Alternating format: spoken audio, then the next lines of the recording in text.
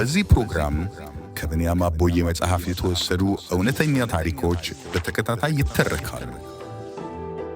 የተለወጡ ነፍሶች። መታወቂያዬን የእነርሱንም ፎቶ ይዤ ከእንቅልፍ እንዳይነሱብኝ ቀስ ብዬ የምታነቅበትን ገመድ ይዤ ወጣሁ። በስፖርት የተበደለ ሰውነት አለ ማን ሊነቀንቀው።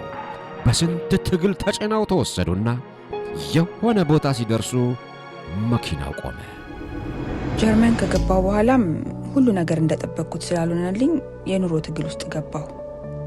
በስደት ከሚኖሩ ከሌሎች ወገኖች ጋር ተዳብዬ መኖርን ጀመርኩ። ያው በእግዚአብሔር ዘንድ አጋጣሚ የለም አይደል? ተንደርድራ መታ በጥፊ መታችኝ። በአንዴ ነበር ራሴን ያመመኝ።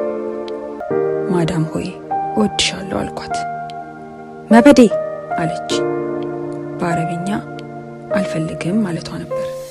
በእውነተኛ ታሪኮች ላይ የተመሰረቱ እነዚህንና ሌሎች ትረካዎችን በቅርብ ቀን ይጠብቁ። የተለወጡ ነፍሶች ለሚለው የዩቲዩብ ቻናላችን ሰብስክራይብ ያድርጉ።